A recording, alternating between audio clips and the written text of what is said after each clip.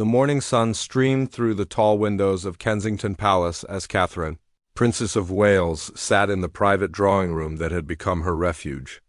The ornate walls, usually a source of comfort, felt like they were closing in around her. Her hands trembled slightly as she held the morning tea. Steam rising from the delicate china cup that had been in the royal collection for generations. William had left early for his engagement with the Welsh Assembly, his departure marked by the usual kiss on her cheek and a gentle squeeze of her shoulder. But today, even his touch felt distant. The weight of recent months pressed down on her chest like a stone she couldn't dislodge. The constant scrutiny, the endless criticism in the press, and the impossible expectations had finally begun to crack her usually composed exterior. 3 months earlier, a photograph had surfaced showing her looking tired during a children's charity event. The headlines that followed were merciless. Duchess looks defeated, Kate's royal struggle visible, and dozens of similar attacks that dissected every shadow under her eyes. Every forced smile, every moment when her guard dropped even slightly. The palace had issued statements, but the damage felt permanent. She walked to the window overlooking the palace gardens, where gardeners moved quietly among the rose beds. Their peaceful work seemed to exist in a different world from the chaos of royal life. Catherine pressed her forehead against the cool glass, remembering the woman she used to be before the titles, before the protocol.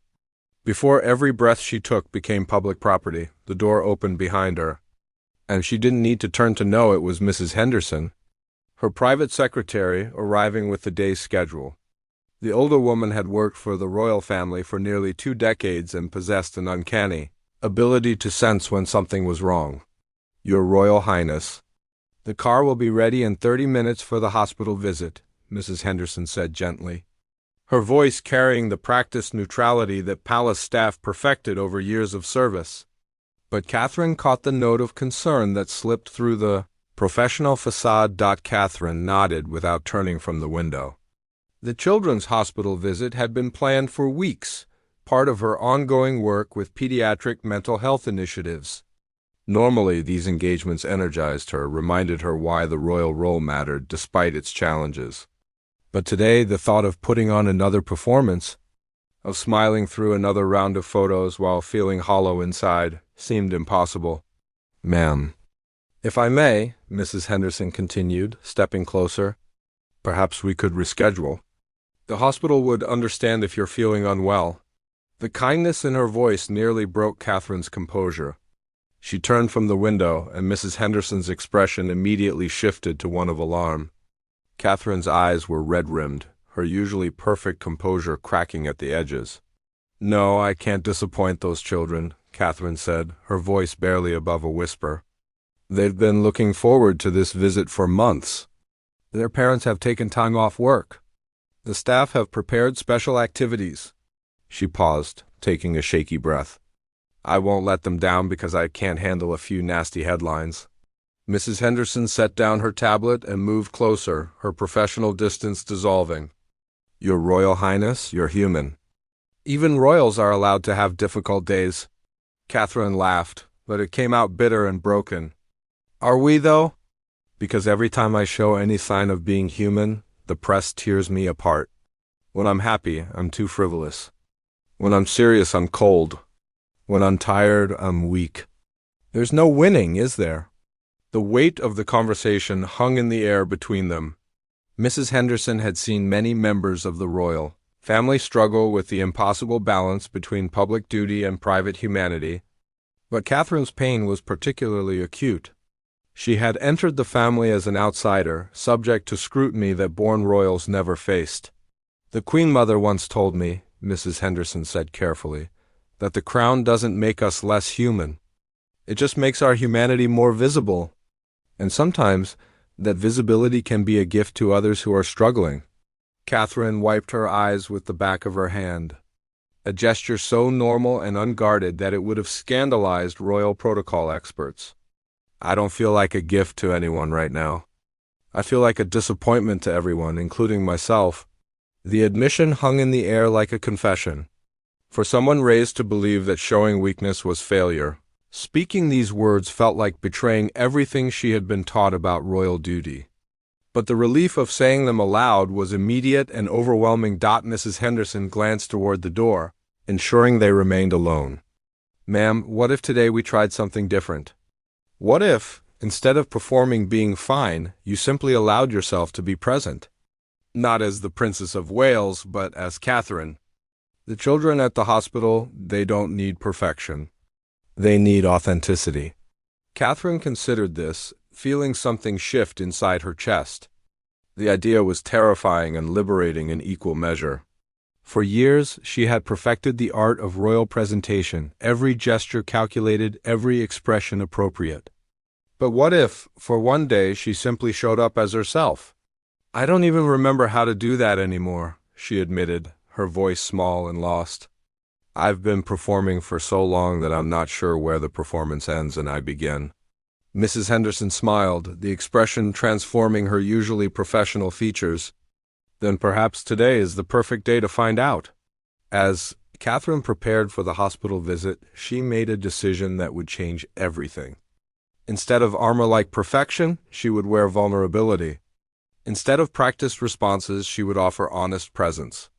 She had no idea that this choice would lead to a moment that would define not just her day, but her entire understanding of what it meant to serve others while remaining true to herself. The car waited outside, and with it, a day that would test every assumption she had about strength, weakness, and the courage required to be genuinely human in the most public of roles. The Royal London Children's Hospital buzzed with barely contained excitement as staff made final preparations for the Princess of Wales's visit. In the pediatric ward, 8-year-old Emma Rodriguez sat in her wheelchair by the window, her dark eyes bright with anticipation despite the thin hospital gown that hung loosely on her small frame. She had been battling leukemia for 18 months, and this visit represented the highlight of her long treatment journey. Dr. Sarah Mitchell, the ward's chief pediatrician, moved between rooms with practiced efficiency, but her usual confidence was tinged with concern. She had been working with these children for over a decade and had witnessed countless royal visits. Usually they followed a predictable pattern: polished conversation, carefully staged photographs, and genuine but brief connections before the royal visitor moved on to the next engagement. But something felt different today. The palace had called that morning with an unusual request. Instead of the typical 30-minute tour with predetermined stops, the princess wanted to spend the entire afternoon with the children. No formal program, no scripted activities, just time to be present with young patients and their families. "Dr. Mitchell," called Jenny Torres, the head nurse, approaching with a clipboard and a worried expression. Emma's parents just arrived from their overnight flight. They used their savings to get here from Spain when they heard about the visit. She lowered her voice. "The little girl has been talking about meeting the princess for weeks. She's even been practicing her curtsy from the wheelchair." Dr. Mitchell felt the familiar weight of responsibility that came with caring for children facing impossible circumstances. These young patients taught her daily about resilience and hope, but they also broke her heart with their unshakable faith in magic and fairy tales. Emma's belief that meeting a real princess might somehow make everything better was both beautiful and heartbreaking. Down the hall, 11-year-old Marcus Thompson sat in the art therapy room, carefully working on a drawing he had started 3 days earlier. The image showed a castle surrounded by rainbows, with stick figures that he explained were the princess and me being friends. Marcus had been in the hospital for 6 weeks, following a severe car accident that left him with multiple fractures and traumatic brain injury. His speech had been affected, making communication challenging, but his drawing spoke volumes about his inner world. His mother, Janet, watched from the doorway, her eyes filled with the exhaustion that came from weeks of sleeping in hospital chairs and navigating insurance complications. She had taken unpaid leave from her job as a school secretary, and the financial strain was becoming overwhelming. But Marcus's excitement about the royal visit had given him something to focus on beyond his pain and confusion. "Mrs. Thompson," said Patricia Webb, the hospital's child life specialist joining her at the doorway. Marcus has been working on that drawing since Monday. He keeps asking if the princess will really want to see it. Janet smiled, the first genuine smile Patricia had seen from her in weeks. He's always loved drawing, even before the accident. Art therapy has been one of the few things that still feels familiar to him. In another room, 16-year-old Asha Patel lay connected to various monitors. Her condition stable but serious following complications from a routine surgery that had gone wrong. Unlike the younger children, she was old enough to understand the gravity of her situation and the long recovery ahead. The royal visit felt like something for the little kids, but her mother had insisted she participate if she felt up to it. "You never know," her mother had said gently. "Sometimes unexpected moments bring unexpected gifts." The security detail arrived first, conducting their sweep with the efficiency of a well-rehearsed dance. Detective Inspector James Harrison, the lead protection officer, noticed immediately that today's arrangements were different from typical royal engagements. The reduced formality and extended timeline suggested something more personal than usual. He had been working royal protection for 8 years and had developed a deep respect for Catherine's genuine care for the people she met. Unlike some members of the royal family who seemed to perform their public roles with dutiful distance, Catherine possessed an ability to connect that went beyond protocol. But he had also noticed signs of strain in recent months. The way her smile sometimes looked like it required effort. The moments between engagements when her composure would slip just slightly as the hospital staff gathered in the main corridor. Dr. Mitchell briefed them on the afternoon's plan. "Remember, we're following the princess's lead today. She's requested minimal structure and maximum interaction time with the children. Our job is to facilitate genuine connections, not manage a performance." The head of hospital administration, Robert Chun, nodded approvingly. In his 15 years running children's hospitals, he had seen how authentic engagement could lift spirits in ways that medical intervention sometimes couldn't. Children possessed an uncanny ability to sense sincerity, and their responses to genuine care often surprised even experienced medical professionals. "One thing to remember," Dr. Mitchell continued, "several of our children today are dealing with serious long-term conditions. They understand more than we sometimes give them credit for, and they respond best to honesty delivered with kindness." The elevator chimed softly, and hospital staff straightened unconsciously. But instead of the polished entourage they expected, Catherine emerged with only Mrs. Henderson and a single protection officer. She wore a simple blue dress instead of the elaborate outfits typical for formal engagements, and her makeup was lighter than usual, allowing her natural features to show through. Most striking was her expression. Instead of the composed mask of royal propriety, her face showed a mixture of nervousness and genuine anticipation. She looked less like a princess performing a duty and more like a person hoping to make meaningful connections. "Good afternoon, everyone," Catherine said, her voice carrying a warmth that immediately put the staff at ease. "Thank you for welcoming me here today.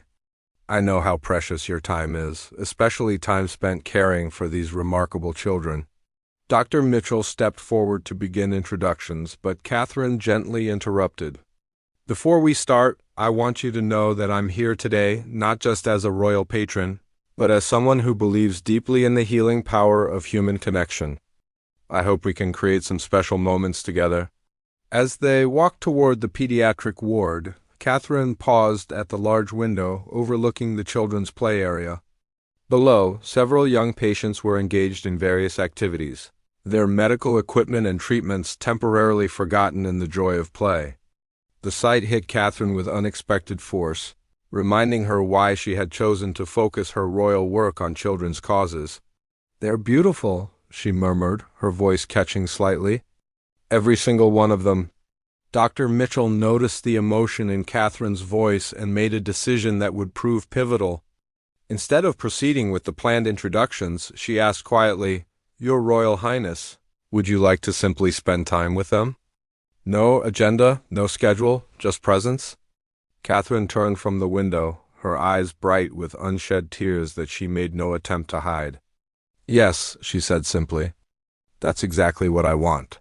Neither of them could have predicted how profoundly this simple choice would impact everyone in the hospital that day, or how a moment of authentic human connection would create ripples that extended far beyond the hospital walls. Catherine entered Emma Rodriguez's room with Dr. Mitchell, her heart immediately drawn to the small figure by the window. Emma sat in her wheelchair, wearing a bright pink headband that complemented her hospital gown, her eyes wide with wonder as she took in every detail of the approaching princess. "Emma, I'd like you to meet someone very special," Dr. Mitchell said gently. "This is Catherine, the Princess of Wales." Emma's parents, Maria and Carlos Rodriguez, stood nervously beside their daughter's bed. They had flown from Madrid using money they had saved for months, their limited English making them uncertain about protocol. Maria clutched a small wrapped package, a traditional Spanish doll that Emma had insisted on bringing as a gift. "Hello, Emma," Catherine said, immediately crouching down to be at the child's eye level. This simple gesture, abandoning the formal standing position expected in royal meetings, sent a ripple of surprise through the room. "I've been looking forward to meeting you. I heard you're an artist."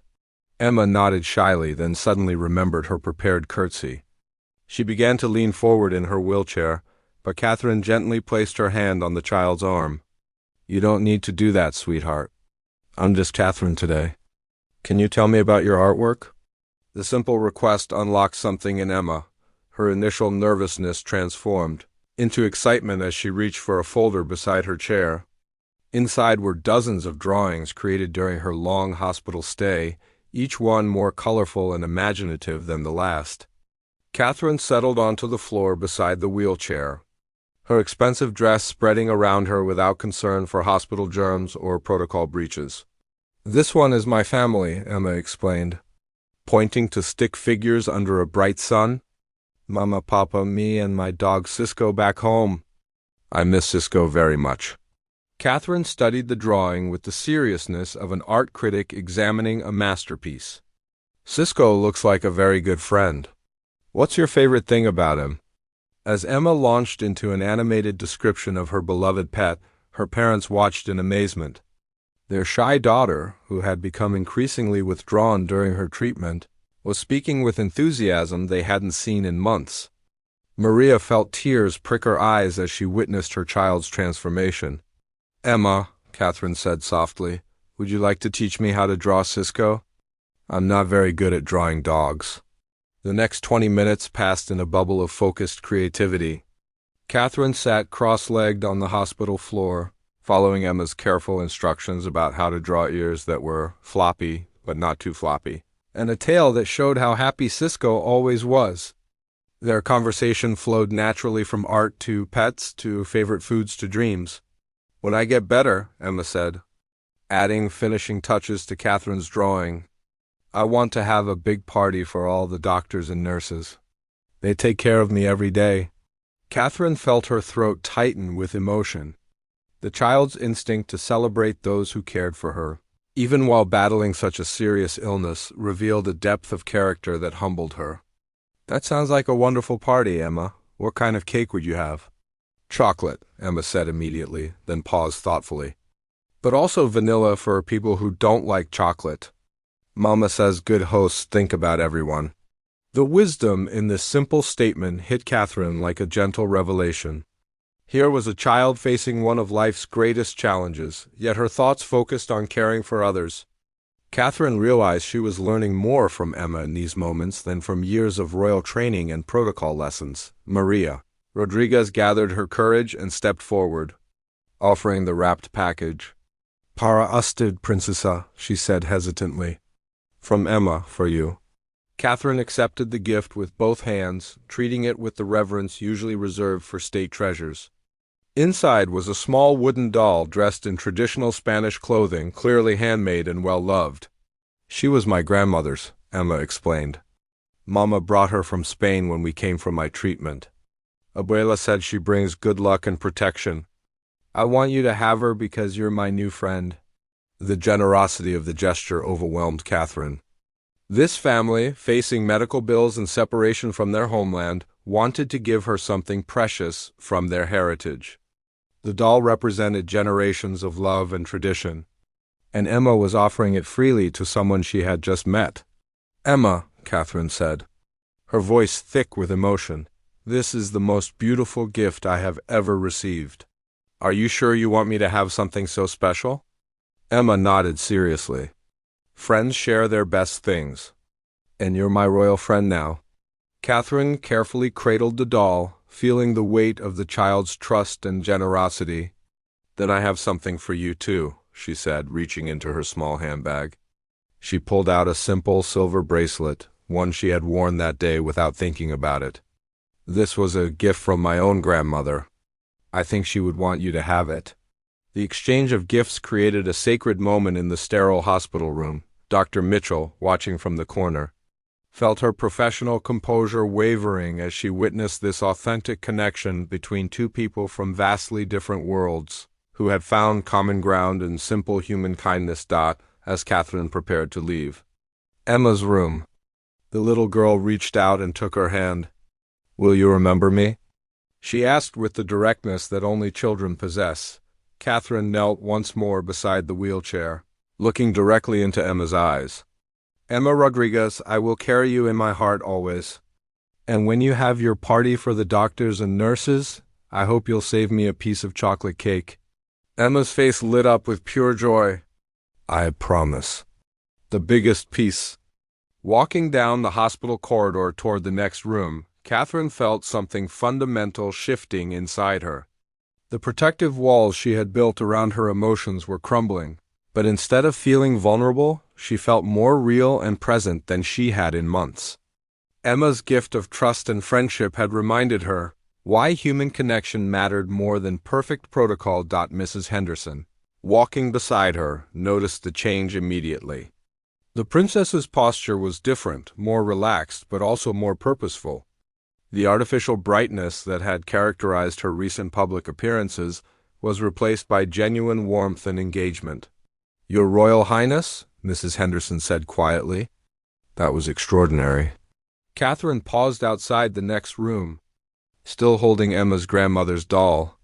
"She just taught me something I had forgotten," she said softly. "Sometimes the most powerful thing we can offer someone is simply our authentic presence." As they approached Marcus Thompson's room, Catherine made a silent promise to herself.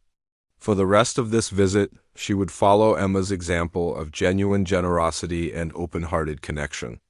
She had no idea that this decision would soon lead to a moment that would test everything she thought she knew about strength, vulnerability, and the courage required to be truly human in front of others. Marcus Thompson looked up from his drawing as Catherine entered the art therapy room, his face breaking into a smile that transformed his features despite the healing bruises and bandages that marked his long recovery. His mother Janet sat nearby, her hands folded in her lap, the worry lines around her eyes temporarily softened by her son's obvious excitement. "Marcus, this is Catherine," Patricia Webb, the child life specialist, said gently. "She came to see your beautiful artwork." Catherine approached slowly, giving Marcus time to process her presence. The boy's traumatic brain injury had affected his speech processing, but his eyes remained bright and alert, taking in every detail of his royal visitor. His latest drawing lay spread across the table, a castle scene that showed remarkable detail and imagination despite being created by hands, still learning to coordinate after his accident. "Hello, Marcus," Catherine said, settling into the chair beside him rather than standing formally above. "Patricia told me you're an incredible artist. Would you like to show me what you're working on?" Marcus nodded eagerly and pointed to his drawing. "Princess." "Castle," he said slowly, the words requiring visible effort but delivered with unmistakable pride. "You friends." Catherine studied the artwork with genuine appreciation. The castle was rendered in brilliant colors, surrounded by rainbows and flowers, with two stick figures standing together at the entrance.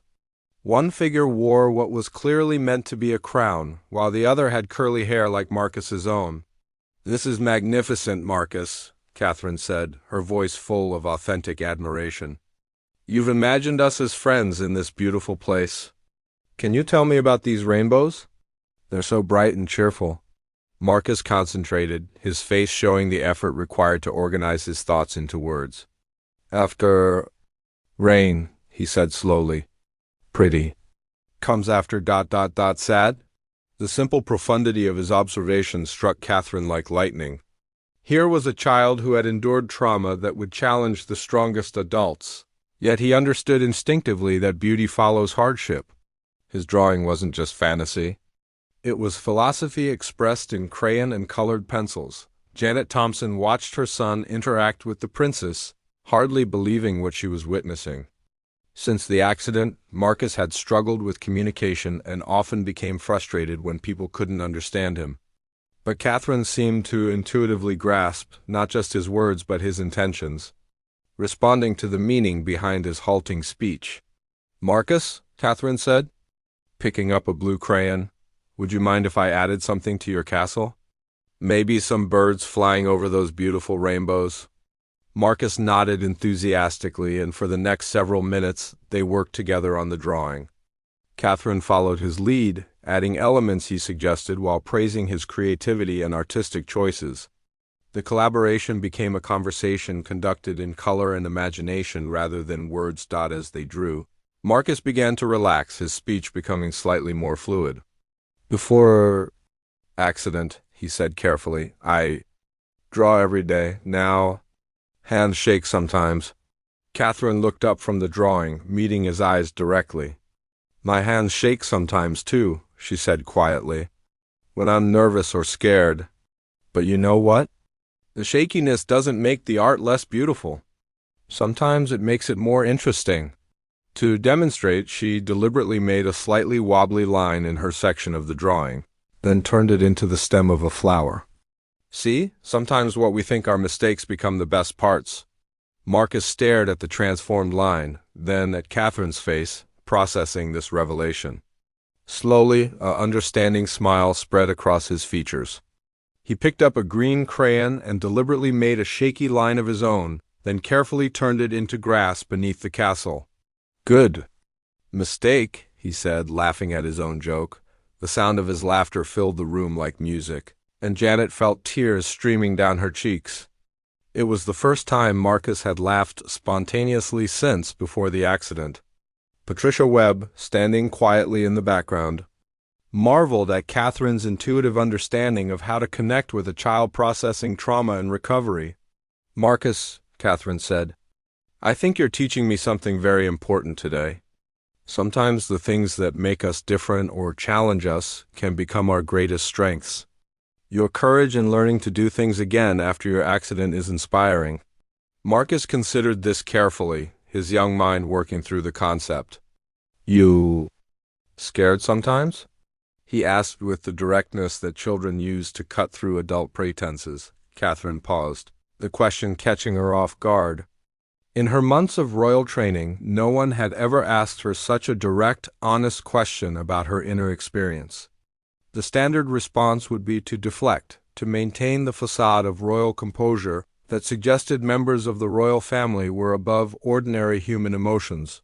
But looking into Marcus's earnest face, surrounded by his artwork that celebrated friendship and finding beauty after darkness, Catherine made a choice that would define not just this moment, but her entire approach to royal service. "Yes, Marcus," she said softly. "I get scared quite often. Sometimes I'm scared that I won't be good enough at helping people. Sometimes I'm scared that people won't like me. And sometimes I'm scared that I'll disappoint the people who are counting on me." Marcus nodded solemnly, as if this admission made perfect sense to him. "Me too," he said simply. "Scared? I won't get better. Scared. Mama worried about me." The honest exchange created a bridge between them that transcended their different circumstances. Catherine, trained to maintain emotional distance in public settings, found herself speaking from her heart to this brave child who had already endured so much. "But you know what I've learned, Marcus?" Catherine said, adding final touches to their collaborative castle. "Being scared doesn't mean we're not brave. Sometimes being brave means doing important things even when we're frightened." Marcus picked up a yellow crayon and carefully added a sun to their picture, its rays extending over the entire scene. "Brave. Like you," he said, looking directly at Catherine. "Coming here, talking to us. Even scared?" The observation was so perceptive, so genuine, that Catherine felt her carefully maintained composure beginning to crack. This child, who was relearning how to speak and coordinate his movements, could see through her royal facade to the human being beneath. His acceptance of her vulnerability as a form of courage shifted something fundamental in her understanding of strength. "Thank you, Marcus," she said, her voice catching slightly. "You've given me a gift today. You've reminded me that real courage isn't about never being afraid. It's about choosing love and connection even when we're scared." As they put the finishing touches on their artwork together, Catherine realized that her conversation with Marcus had begun a process she couldn't stop. The walls between her public role and private humanity were dissolving, and she was discovering that this vulnerability might not be weakness at all. It might be the very thing that allowed her to truly serve others. Neither she nor Marcus could have predicted that this moment of honest connection was preparing her for an encounter that would test every assumption she held about the relationship between strength and tears, between royal duty and human authenticity. The pediatric oncology ward felt different from the other sections of the hospital. Here, the weight of serious battles hung in the air, despite the colorful decorations and cheerful artwork covering the walls. Catherine walked beside Dr. Mitchell toward Aisha Patel's room, carrying the emotional gifts she had received from Emma and Marcus. Like treasures in her heart, Aisha lay propped up in her hospital bed, connected to monitors that beeped softly in the background. At 16, she straddled the line between childhood and adulthood, old enough to understand the gravity of her situation, but young enough to still crave the comfort and wonder that came with unexpected magic. Her mother, Priya, sat in the bedside chair, holding her daughter's hand while trying to mask her own exhaustion and worry. "Aisha, sweetheart," Dr. Mitchell said gently, "I'd like you to meet Catherine, the Princess of Wales. She's been spending time with our young patients today." Aisha looked up, her dark eyes curious but guarded. Unlike the younger children, she was acutely aware of protocol and expectations. "Your Royal Highness," she said formally, attempting to sit up straighter despite her discomfort. "Please just call me Catherine," the princess said, moving to the chair on Aisha's other side. "How are you feeling today? I know you've been through quite an ordeal." The question, asked with genuine concern rather than polite formality, surprised Aisha. Adults usually asked how she was feeling with the expectation that she would say fine or better. Catherine's tone suggested she actually wanted to know the truth. "Honestly?" Aisha said hesitantly. "Pretty awful. The surgery didn't go as planned, and now everything hurts. Plus, I'm missing my A-level exams, which means my university plans are completely messed up." Priya squeezed her daughter's hand gently, proud of her honesty but worried about seeming ungrateful for the royal visit. Catherine, however, leaned forward with increased attention. "That sounds incredibly frustrating and scary," Catherine said. "Having your future plans disrupted by something completely beyond your control must feel overwhelming. What were you hoping to study at university?" Aisha's eyes lit up slightly. "International relations and politics. I want to work in diplomacy, maybe for the UN someday." "I know it sounds ambitious, but I've always believed that if we could just get people to really listen to each other, we could solve most of the world's problems." Catherine felt a spark of recognition. "That doesn't sound ambitious at all. It sounds essential. The world needs people who believe in the power of genuine communication and understanding." "What drew you to that field?" As Aisha began sharing her dreams and perspectives, Catherine found herself genuinely engaged in a conversation that went far beyond typical royal small talk. The teenager's insights about global issues were sophisticated and nuanced, her passion for making a difference evident despite her current circumstances. "The thing that frustrates me most," Aisha continued, her voice gaining strength, "is how people in positions of power often seem to perform. their roles rather than truly connect with the people they're supposed to serve. Like they follow scripts instead of having real conversations. The observation hit Catherine with unexpected force. Aisha had unknowingly described exactly the pattern Catherine had been struggling with in her own royal role. Here was a 16-year-old lying in a hospital bed, articulating the very thing Catherine had been feeling but couldn't quite name. "That's a profound observation, Aisha," Catherine said quietly. "What do you think would happen if leaders were more authentic in their interactions? If they showed their real humanity instead of performing perfection?" Aisha considered this seriously. "I think people would trust them more. And I think the leaders themselves would feel more fulfilled, like they were actually making a difference instead of just going through motions." Priya watched this exchange with growing amazement. Her daughter, who had been withdrawn and discouraged since her complications began, was engaging with intellectual passion she hadn't shown in weeks. The royal visitor had somehow reached past Aisha's pain and frustration to connect with her deepest aspirations and thoughts. "Aisha," Catherine said, "you've just given me something to think deeply about. Your perspective on authentic leadership is something I need to hear." As their conversation continued, Catherine shared some of her own challenges with finding authenticity within the constraints of royal protocol. She spoke honestly about the difficulty of being genuine while representing institutions and traditions that often demanded performative perfection. Aisha listened with the intensity of someone who had spent months with limited intellectual stimulation, her mind hungry for meaningful dialogue. "It must be lonely sometimes," she said perceptively. "Having to be on all the time, never quite able to be yourself." The simple statement of understanding broke something open in Catherine's chest. This teenage girl, facing her own profound challenges, had seen and acknowledged the isolation that came with royal duty. The recognition felt like a gift of understanding Catherine hadn't realized she desperately needed. "It can be lonely," Catherine admitted, her voice catching slightly. "Sometimes I feel like I'm disappointing everyone by not being perfect enough, strong enough, graceful enough. The expectations feel impossible." Aisha reached out and gently touched Catherine's arm. "But that's exactly what I mean about authenticity," she said earnestly. "Right now, talking to you like this, you're not disappointing anyone. You're being real, and it's so much better than any performance could be." The teenager's words hit Catherine like a revelation.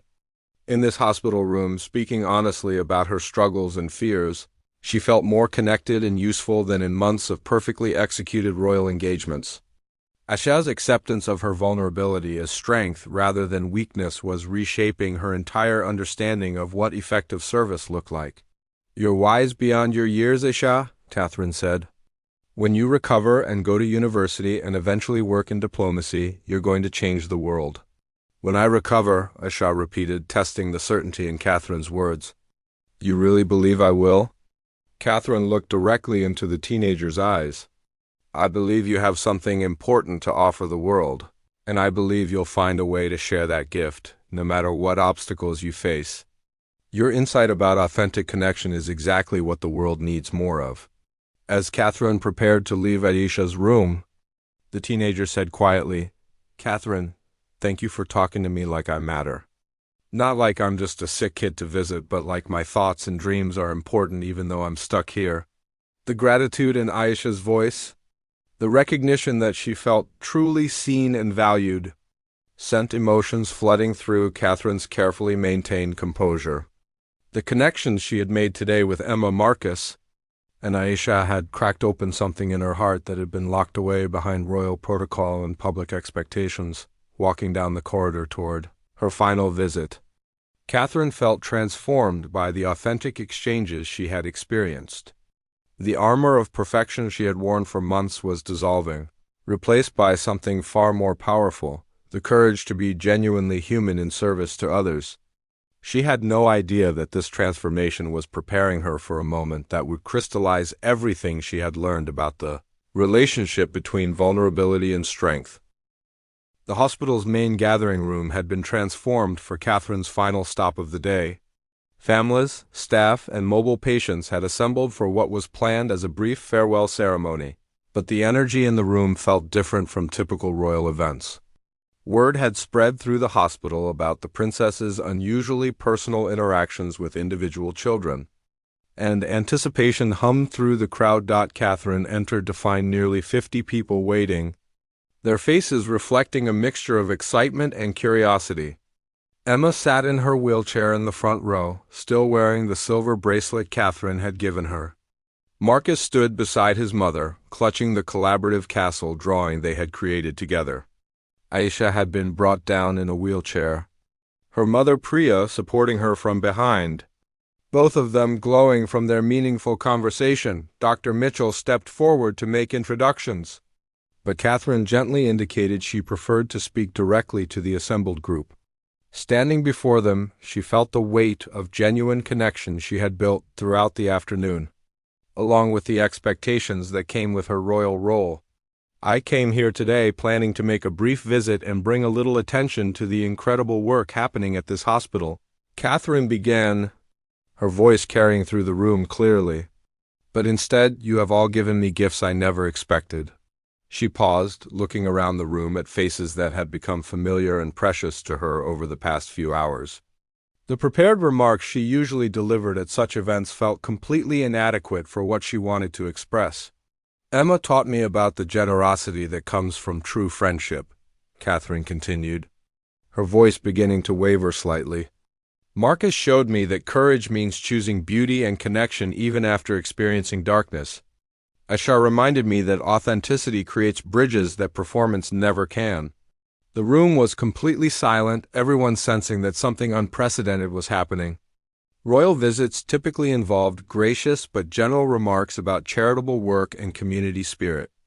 Catherine's personal references to individual children and specific conversations signaled a departure from standard protocol. Mrs. Henderson, standing near the back of the room, felt her professional alarm bells ringing. The emotional weight in Catherine's voice suggested she was approaching dangerous territory for a royal public appearance.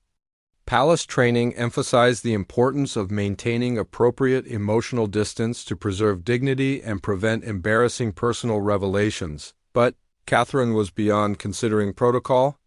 The accumulated impact of her afternoon conversations, combined with months of suppressed feelings about her role and identity, was creating a perfect storm of authentic emotion that she could no longer contain.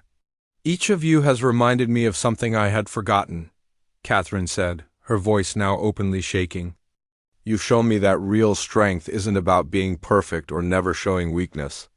Real strength is about showing up authentically, even when you're scared, even when you don't have all the answers. Detective Inspector Harrison, responsible for Catherine's security, noticed the shift in the room's energy. The audience was completely engaged, leaning forward to catch every word. But he also sensed the princess's emotional state moving beyond her usual controlled composure. His training told him to be ready to intervene if necessary, but his instincts suggested something important was happening that shouldn't be interrupted. I need to tell you something, Catherine continued, tears now visible in her eyes. I came here today feeling like a failure. I've been struggling with criticism, with expectations I couldn't meet, with feeling like no matter what I did, it would never be enough. A murmur of surprise and concern rippled through the room. Royal family members simply didn't make such personal admissions in public settings. Janet Thompson instinctively stepped closer to Marcus, sensing the significance of what they were witnessing. Emma's mother Maria reached for her husband's hand, understanding even through the language barrier that something extraordinary was occurring. But being here with all of you, Catherine said, her voice breaking completely now, has shown me that the most powerful thing I can offer isn't perfection. It's presence. It's genuine care. It's the willingness to be human alongside you. The tears that had been threatening all afternoon finally spilled over, streaming down Catherine's face as she stood before the assembled crowd. Everything she had been taught about royal composure, about maintaining dignified distance, about never showing personal vulnerability in public, crumbled away as she spoke from her heart. The room fell into stunned silence. No one had ever seen a member of the royal family break down emotionally in public. Some staff members looked uncertain about how to respond, while others seemed moved by the raw honesty of the moment. It was then that Detective Inspector Harrison did something that would be remembered long after the day was over. Instead of stepping forward to manage the situation or suggest a graceful exit, he spoke clearly into the silence. "Your Royal Highness," he said, his formal tone carrying unexpected warmth. "What you've just shown these children and families is more valuable than any perfectly delivered speech could be. You've demonstrated that real royalty isn't about being above human emotion. It's about having the courage to be vulnerable in service to others." The words landed in the room like a revelation. Here was Catherine's protection officer, a man whose job was to maintain her security and dignity, affirming her emotional authenticity as a form of strength rather than failure. His unexpected statement reframed the entire moment, transforming what could have been seen as a breakdown into a breakthrough. William, who had arrived minutes earlier after finishing his engagement and was standing quietly at the back of the room, felt his heart swell with pride and love for his wife. He had watched her struggle with the pressures of royal life for months, had seen her withdraw behind walls of forced perfection. Witnessing her find the courage to be genuinely herself, even in such a public setting, filled him with admiration he couldn't quite express. Emma Rodriguez raised her small hand from her wheelchair. "Princess Catherine," she said in her clear, young voice, "you don't have to be perfect. You just have to be our friend. And friends take care of each other." Her simple statement broke the remaining tension in the room. One by one, families and staff began to approach Catherine, offering their own words of comfort and understanding. Dr. Mitchell handed her tissues, while Ash's mother Priya simply squeezed her hand in solidarity. "Thank you," Catherine said to the room, her voice still thick with tears but stronger now. "Thank you for teaching me that showing our real hearts isn't weakness. It's the most courageous thing we can do." As the afternoon concluded and farewells were exchanged, Catherine realized that this day had changed everything. Her tears, rather than representing failure, had created the deepest connections of her royal career. The children and families she had met hadn't needed her to be perfect. They had needed her to be present, authentic, and willing to share in their humanity. Walking out of the hospital with William beside her, Catherine felt fundamentally transformed. The criticisms that had haunted her for months seemed less important now than the relationships she had built through honest connection. Detective Inspector Harrison's unexpected words of affirmation had given her permission to see her vulnerability as a form of royal service rather than a departure from it. "How do you feel?" William asked as they settled into the car for the journey back to Kensington Palace.